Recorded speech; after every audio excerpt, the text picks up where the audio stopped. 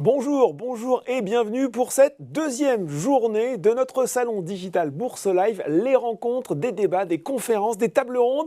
Et cette conférence ce matin, pour commencer cette deuxième journée, vous allez voir qu'on rentre tout de suite dans le vif du sujet. On va faire le point pendant une demi-heure sur un phénomène qui nous affecte tous actuellement. Des prix à la pompe, au rayon de supermarché. Ce phénomène, bien sûr, c'est l'inflation. Le constat, malheureusement, il n'est plus à poser. L'augmentation des prix n'a jamais été aussi forte depuis des années, des dizaines d'années. Mais comment en sommes-nous arrivés là? Et surtout, où allons-nous? Cette inflation est-elle partie pour rester durablement plus forte qu'avant la crise sanitaire? Eh bien, pour avoir des réponses à toutes ces questions, nous avons un spécialiste du sujet avec nous à distance, Didier Borowski, responsable Global View d'Amundi Institute. Bonjour Didier. Bonjour Laurent. Bien sûr, si vous avez des questions pendant cette conférence, vous pouvez les poser sur la discussion publique et nous tenterons d'y répondre. Didier, je l'ai dit dans mon lancement, l'inflation, elle est sur les étiquettes, elle est dans les journaux, elle est à la télé. Et pourtant, je ne suis pas sûr que là, si je demandais dans la rue une définition précise, on puisse me la donner. Est-ce que vous pouvez la faire pour nous, justement ? Bon, alors, en quelques mots, ce qu'on appelle l'inflation, c'est une augmentation généralisée des prix et une augmentation durable des prix. C'est-à-dire qu'on a en tête, quand on parle d'inflation, un mécanisme qui s'auto-entretient. Alors j'insiste sur ce point parce que souvent, on a parlé au début de cette crise d'une inflation temporaire. Quand on a une augmentation d'un prix de façon temporaire et qu'on revient au prix initial après quelques mois, ça ne génère pas, en règle générale, un processus auto-entretenu, une dérive sur les prix. En règle générale, là, ce qu'on est en train de voir, c'est une augmentation généralisée des prix à la consommation. L'inflation, c'est une perte du pouvoir d'achat de la monnaie, c'est une perte aussi de confiance dans le pouvoir d'achat de cette monnaie. Je crois qu'il faut rappeler aussi que la monnaie, c'est au cœur de la confiance est au cœur de la monnaie. La monnaie fiduciaire, ça vient de fides en latin, qui veut dire confiance. Donc, il faut avoir en tête aussi à l'esprit que quand on touche au pouvoir d'achat de la monnaie, on touche quelque part dans la confiance de la monnaie, dans la confiance de son pouvoir d'achat futur, et c'est ça qui perturbe évidemment l'ensemble des relations économiques. Alors, la confiance dans la monnaie, en même temps, Didier, pendant des années, et on en a aussi beaucoup parlé, les banques centrales, elles ont fait tourner la planche à billets à coups de politiques monétaires accommodantes. Et on se tenait d'ailleurs, à cette époque, le débat semble maintenant complètement surréaliste, de voir l'inflation rester extrêmement sage, voire on s'inquiétait même de sa faiblesse. Est-ce qu'on a fini par récolter ce qu'on a semé pendant toutes ces années ? Alors c'est une bonne question en effet, parce que on garde en tête dans les manuels économiques l'explication de ce qu'on a appelé les monétaristes, qui ont le vent en poupe à la fin des années 70, selon lesquels l'inflation est toujours et partout un phénomène monétaire. Elle ne s'explique que par une augmentation générale de la quantité de monnaie en circulation, une augmentation, quand elle est plus rapide que l'augmentation de la production, finit par engendrer une augmentation du niveau général des prix durable. Alors évidemment, ça a été un des freins majeurs à la mise en place, à la suite de la grande crise financière, des programmes d'assouplissement quantitatif où les banques centrales créaient de la monnaie et le risque était d'avoir de l'inflation. Et au final, ce qu'on a observé en pratique, c'est que depuis la grande crise financière, en tout cas jusqu'à une période récente, on n'a pas observé l'inflation sur les prix des biens et des services. En revanche, on a vu de l'inflation sur les prix des actifs. Les actifs financiers, les actions, les obligations aussi, et les actifs réels, l'immobilier en particulier. Et évidemment, cette inflation a existé, mais n'a pas concerné la définition restreinte qu'on a de l'inflation, c'est-à-dire l'augmentation généralisée et auto-entretenue des prix des biens et des services. Celle-là, on ne l'a pas vu venir. Alors, ceci dit, est-ce que pour autant, l'augmentation des bilans des banques centrales, c'est-à-dire la création monétaire par les banques centrales depuis la grande crise financière de 2008, est-ce qu'elle est pas pour partie responsable de l'inflation aujourd'hui ? C'est pas impossible dans la mesure où, en privilégiant les investissements financiers, on a peut-être dissuadé de l'investissement physique en capacité de production, notamment dans le secteur industriel. Et ce qu'on connaît en ce moment, au jour d'aujourd'hui, c'est peut-être un rebond de la demande avec une insuffisance de capacité de production. Et ce déséquilibre entre l'offre et la demande est à l'origine de pression inflationniste. Donc je dirais, les banques centrales ne sont pas directement responsables. En revanche, on peut se demander si au cours des 10 dernières années, le régime dans lequel on était entré, c'est-à-dire plus d'investissements financiers au détriment des investissements en capacité de production, d'une certaine façon, n'est pas à l'origine de l'inflation qu'on connaît dans cette crise.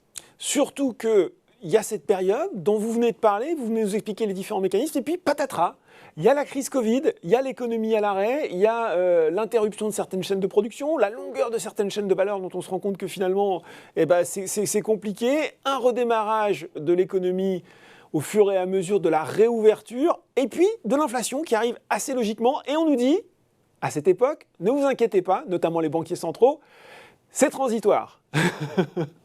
Oui, je crois qu'il y a eu en fait une forme d'illusion d'optique, et ça peut s'expliquer aussi par le fait qu'on a connu, l'économie au cours des 2-3 dernières années a connu quand même deux grands chocs. Le premier choc, on l'a tous évidemment à l'esprit, c'est le choc lié à la pandémie, pendant laquelle les gouvernements, la plupart des gouvernements des grands pays avancés ont soutenu les revenus des ménages par des mesures budgétaires. Et puis, au même moment, il n'y avait pas de possibilité de consommer, de sorte que quand on est sorti, je parle de la période juste avant le début de la guerre en Ukraine, quand on est sorti progressivement de la crise du Covid, les ménages avaient une épargne très abondante. On l'a vu aux États-Unis, on l'a vu dans la plupart des pays européens, et ils ont eu la possibilité de reconsommer, de retrouver un rythme de consommation. Et là, on a trouvé, en effet, on s'est retrouvé dans une situation où beaucoup de demandes, un surcroît de demandes très marqué, à un moment où on avait, comme vous l'avez signalé, des perturbations sur les chaînes d'approvisionnement. L'économie mondiale ne s'était pas entièrement remise des perturbations induites à l'échelle mondiale par la crise du Covid, notamment du côté des pays émergents qui étaient toujours sous contrainte sanitaire. Et ceci a déclenché en effet de fortes pressions inflationnistes. On s'est retrouvé avec traditionnellement un bon déséquilibre entre l'offre et la demande. L'offre était sous contrainte avec les chaînes de logistique, les chaînes d'approvisionnement sous contrainte, et la demande repartait très fortement, d'autant plus que les revenus avaient été protégés dans une phase où il était impossible de consommer. Et donc, on a vu cette inflation se matérialiser. Et aux États-Unis, bien davantage qu'en Europe, très avancé dans le cycle, on a commencé à voir dès l'année dernière de fortes pressions à la hausse sur les salaires. On avait, outre-Atlantique, une politique budgétaire très expansionniste, de sorte que là, on a vu le début d'un mécanisme auto-entretenu d'inflation aux États-Unis bien avant de le voir en Europe. Alors, on a déroulé le fil de l'histoire et ça nous amène finalement aujourd'hui. Aujourd'hui, on ne dit plus que l'inflation est transitoire. Je pense que là, ça y est, il y a eu cette prise de conscience. On l'a dit, l'invasion de l'Ukraine par la Russie qui bouleverse notamment le marché de l'énergie. On voit que l'inflation, elle reste forte. Elle est désormais menaçante pour la croissance parce que les banquiers centraux, maintenant, ils n'ont plus le choix. Ils ne peuvent plus à la fois soutenir les marchés, l'emploi, la croissance et juguler les prix. Maintenant, il faut juguler les prix et on a l'impression que c'est désormais leur première priorité. Oui, alors c'est en effet là où le choc lié à la guerre en Ukraine sur les prix des matières premières, l'impact sur les prix des matières premières, c'est une configuration très différente de celle qu'on a connue avec la crise du Covid. Je rappellerai simplement une chose, avec la crise du Covid, on a eu une chute de la demande globale et une chute de l'inflation. Le prix du pétrole était même tombé en territoire négatif pendant quelques jours. Là, ce qu'on voit, c'est une augmentation généralisée des prix des matières premières et simultanément un choc sur l'activité économique parce qu'on a un choc sur la confiance, que ce soit la confiance des ménages, la confiance des chefs d'entreprise. Donc, on a des pertes d'activité économique combinées à une augmentation généralisée des prix des matières premières et qui commence à se diffuser à l'ensemble des prix des biens et services. Et ça rappelle l'environnement stagflationniste. Alors, c'est un terme un peu barbare qui date des années 60. Sorti des manuels d'économie des années 70. C'est ça. Alors, il est formé de deux mots, de stag, qui veut dire stagnation, et flationniste pour faire réfléchir à l'inflation induite. On a à la fois une stagnation économique, voire un risque de récession économique, avec contraction de l'activité économique, et d'inflation simultanée. C'est une configuration qu'on n'a pas observée dans les 3-4 dernières décennies. Il faut remonter en effet aux années 70 avec les chocs sur les prix du baril pour observer ce type de configuration. Et comme vous le disiez, ça met évidemment les banques centrales sous pression.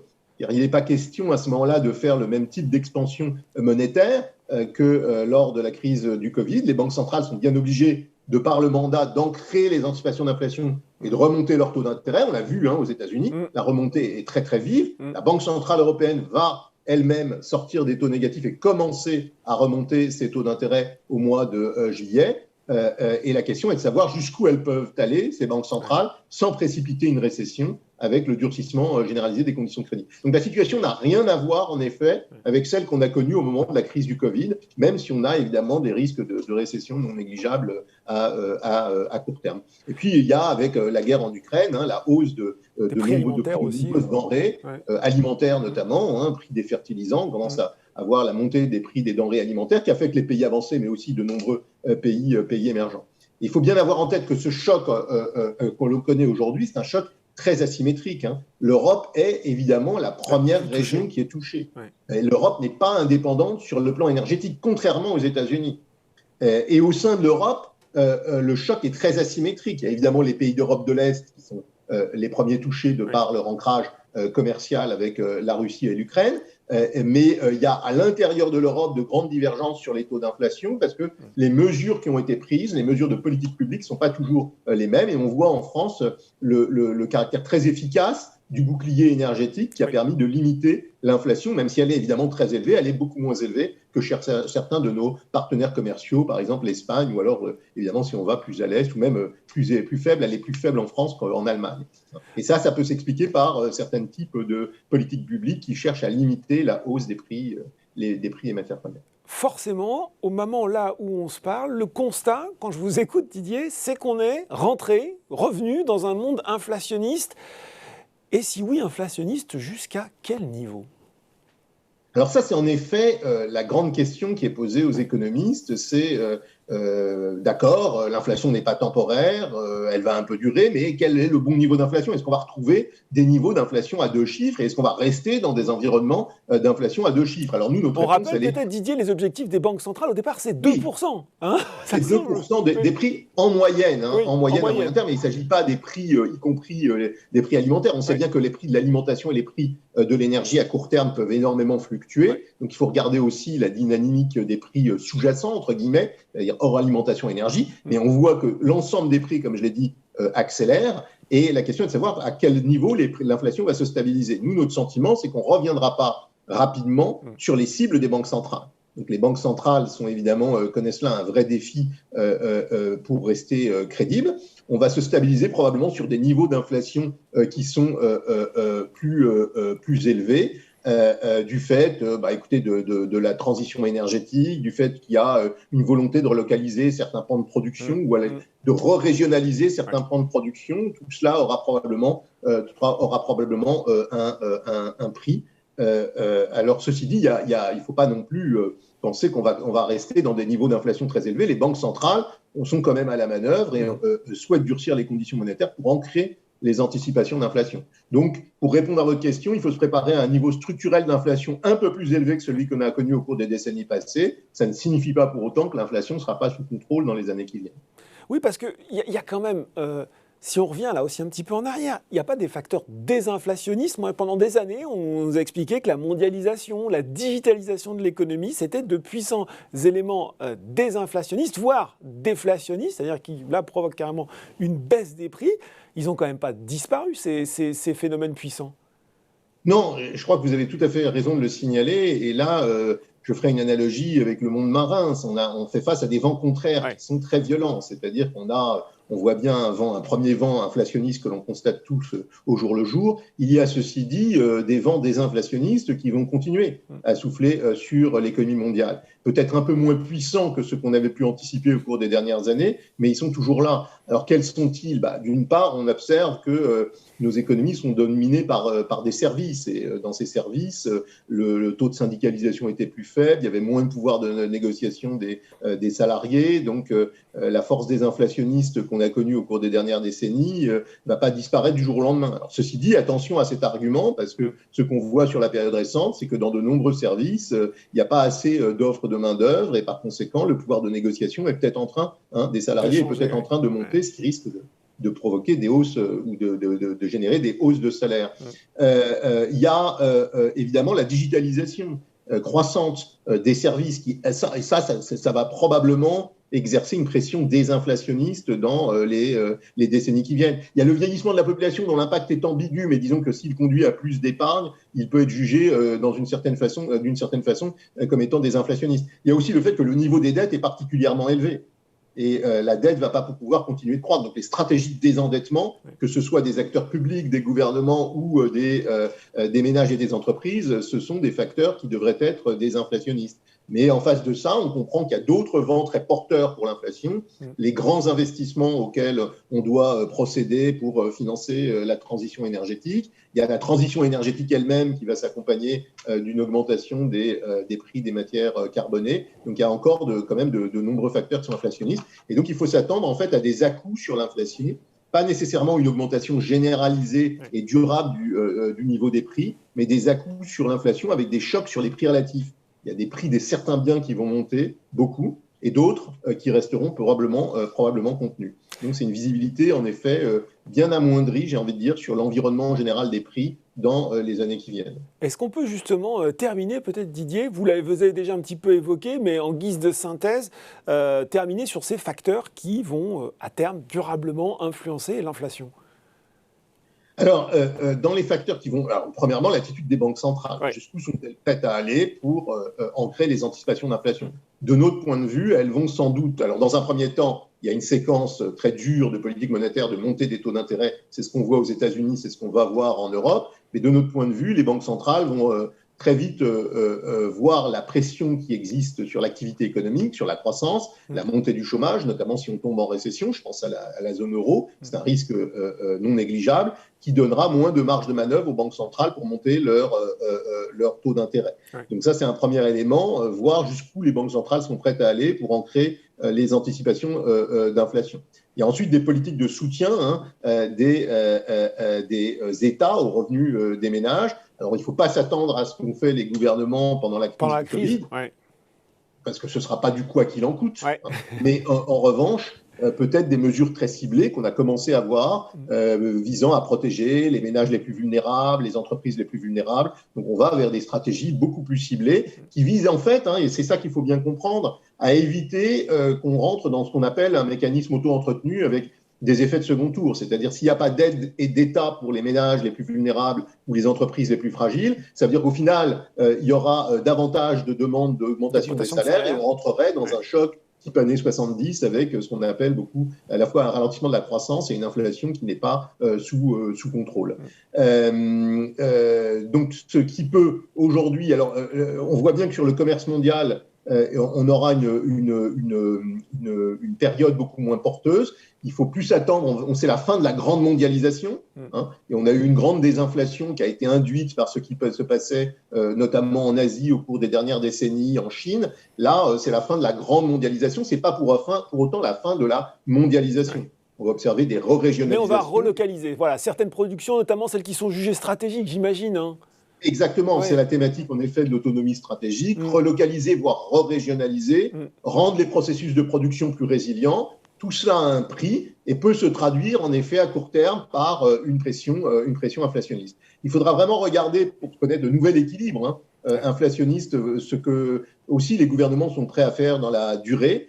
Il est probable qu'on entre dans une période qu'on appelle une période de dominance budgétaire, au sens où les banques centrales sont sous contrainte, les niveaux de dette sont très élevés, notamment les dettes publiques, et les banques centrales devront d'une façon ou d'une autre être à la manœuvre pour maintenir des conditions monétaires accommodantes. Sinon, le prix à payer sera une récession très marquée. Et c'est là le débat aujourd'hui qui oppose les économistes sur la bonne façon d'ancrer les anticipations d'inflation, avec une question qui est posée, est-ce qu'une récession est le prix à payer, entre guillemets, pour éviter que l'inflation ne dérape durablement? Et cette question n'a pas encore reçu de réponse tranchée. Oui, parce que, Didier, on avait le sentiment pendant toutes ces années que finalement le pouvoir des banques centrales était presque sans limite, qu'elles arriveraient toujours à trouver une solution pour nous tirer de là, pour tirer les marchés, notamment, il faut le dire aussi. Là, on voit bien que cette fois-ci, ce ne sera pas possible. En tout cas, ce ne sera pas elles seules qui vont faire le job. Non, c'est très clair. Les banques centrales, là, doivent d'abord ancrer les anticipations d'inflation. Il leur est nécessaire de remonter les taux d'intérêt parce que les niveaux d'inflation sont trop élevés. Donc, elles font leur métier. Jusqu'où sont-elles prêtes à aller? Comme je le disais, sont-elles prêtes à provoquer des récessions? Ça, c'est le grand point d'interrogation. Mais elles n'ont clairement pas les mêmes degrés de liberté que lors de la crise du Covid. Mais elles en ont encore un peu et elles peuvent encore mettre en place certains instruments pour éviter l'augmentation de ce qu'on appelle la fragmentation financière en zone euro. Donc il reste encore quelques outils techniques pour les banques centrales qui ne sont pas incompatibles avec la maîtrise des prix pour faire que la situation, j'ai envie de dire, qu'on passe cet épisode particulièrement douloureux sans récession majeure. Alors, on arrive au terme de cette présentation. On avait eu, Didier, des questions, notamment au moment de l'inscription. Je pense qu'il y en a une de Philippe qui résume bien la question que beaucoup doivent se poser après cette présentation et même avant. Avec une inflation durablement plus forte, quelles conséquences et quelles décisions à prendre pour l'épargnant ? Bah oui, qu'est-ce qu'on fait quand on est investisseur dans ce contexte ?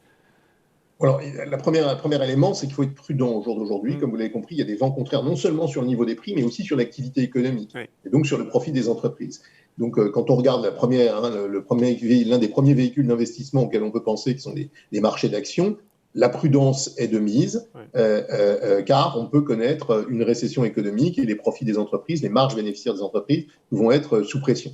Donc, il faut, quand on se positionne sur les marchés financiers, donc là, il est nécessaire de faire appel à des gérants d'actifs, et on est là à Amundi aussi pour conseiller les investisseurs à être le plus agile possible dans cette configuration. Mais la politique de sélection des titres sur lesquels on investit est très importante. C'est-à-dire qu'il faut se positionner notamment sur des entreprises solides, sur des entreprises qui ont les possibilités de répercuter, de naviguer dans un environnement inflationniste.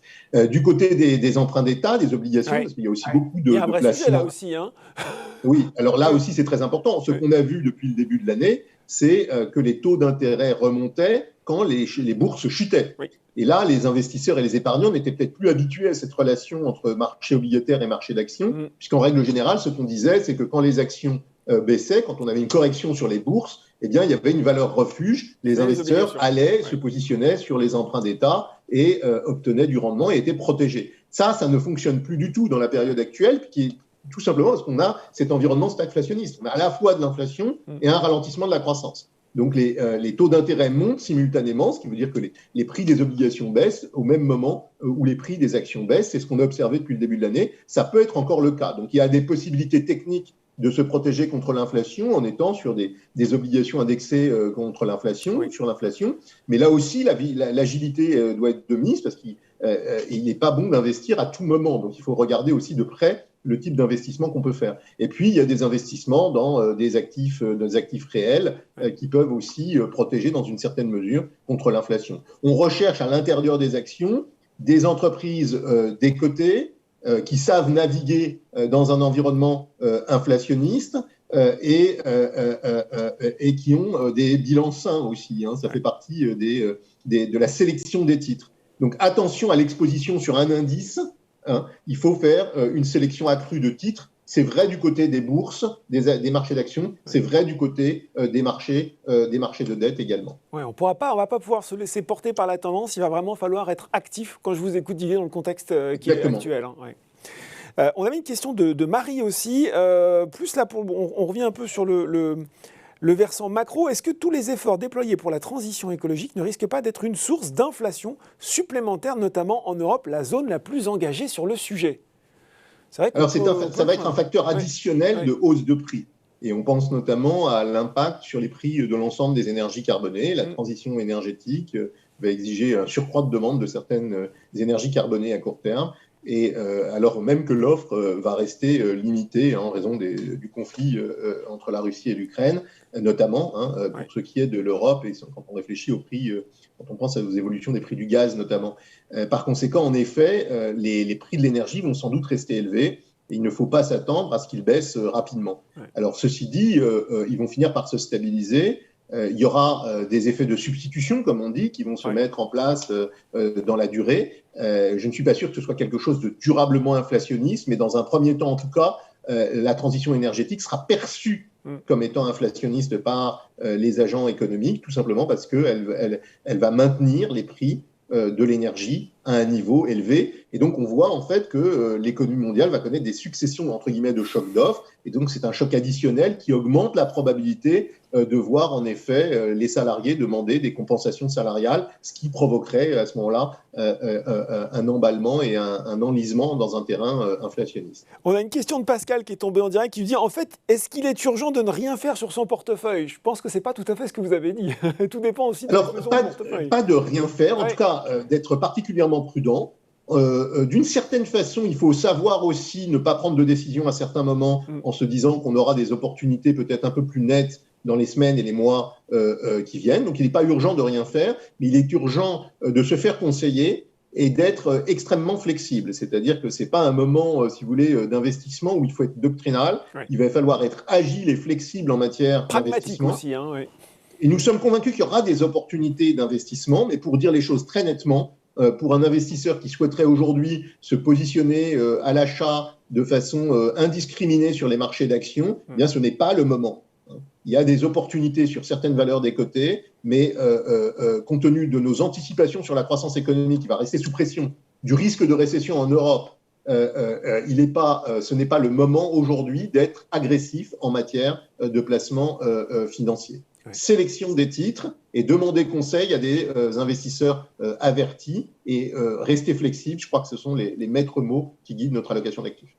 On avait une question de Fabien aussi, parce que c'est vrai qu'on a parlé des obligations, des emprunts d'État. Il nous explique qu'on parle beaucoup de remontée des taux pour les États, donc la dette souveraine. Mais en ce moment, est-ce que c'est si grave, puisque avec la forte inflation, finalement, les taux réels, donc corrigés de l'inflation, restent eux quand même assez largement négatifs? Alors ça, c'est un argument qui est à double tranchant. Oui. Je comprends l'argument. Hein. C'est vrai que les taux d'intérêt réels, quand vous enlevez au taux d'intérêt nominaux l'inflation, ils sont en territoire négatif. Et vous avez certains économistes, notamment outre-Atlantique, qui disent que la seule façon de contrôler le niveau d'inflation, c'est de pousser les taux d'intérêt réels en territoire positif, c'est-à-dire d'augmenter très fortement les taux d'intérêt nominaux. Oui.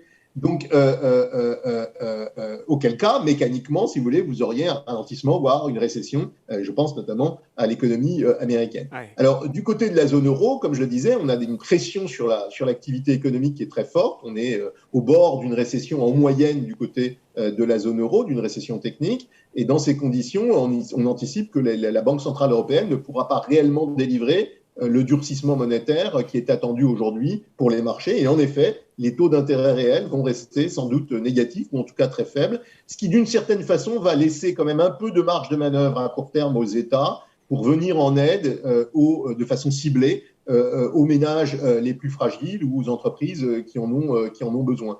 Pas avec les mêmes marges de manœuvre que lors de la crise du Covid, mais il reste quand même quelques marges de manœuvre. On n'est pas, en tout cas, dans la situation qui prévalait au moment de la crise de l'euro en 2010-2012, hein, quand on voyait des taux d'intérêt qui étranglaient les États. Là, on voit que les taux d'intérêt payés effectifs sur la dette, même s'ils vont avoir tendance à s'accroître, resteront inférieurs à la croissance du PIB, ce qui veut dire techniquement que le ratio dette sur PIB va pas monter cette année. Ouais. Donc ça, c'est un élément technique, mais qui fait penser qu'il y a un peu de marge de manœuvre pour les États pour mener des politiques ciblées et éviter que les effets de hausse généralisée des salaires ne se matérialisent.